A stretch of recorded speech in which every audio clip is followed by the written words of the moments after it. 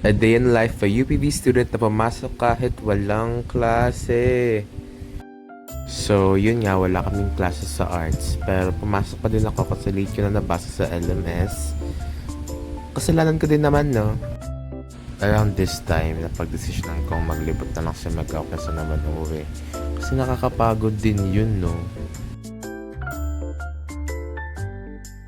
To be honest, di ko talaga alam kung ano yung gagawin. So, nag-decide na lang ako na pumunta sa JT.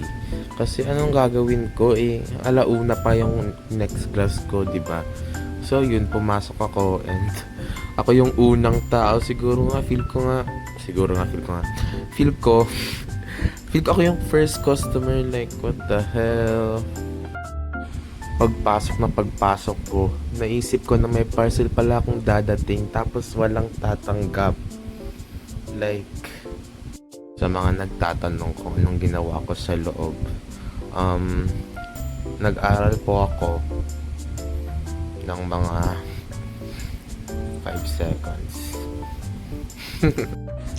And yes, ganito lang yung postura ko ng 3 hours doon. Like, nag-tiktok to lang naman ako kalaban yung sarili ko eh. So, nag-decide akong umalis mga 3 hours after.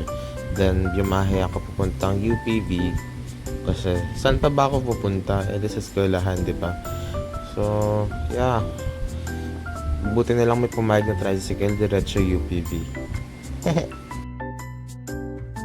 To be honest, di ko alam saan ako tatambay kasi hindi naman ako mahilig magtambay dito sa may CM building. Usually nasa CUB ako.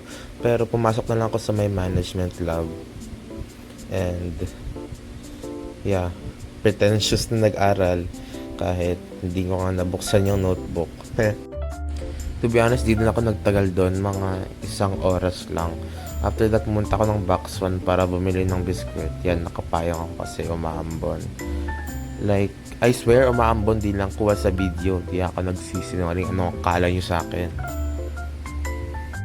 Around this time, mga 12 PM na to, dumiretso na lang ako sa may room namin kasi alauna nga yung class namin. So, doon na lang ako nagstay.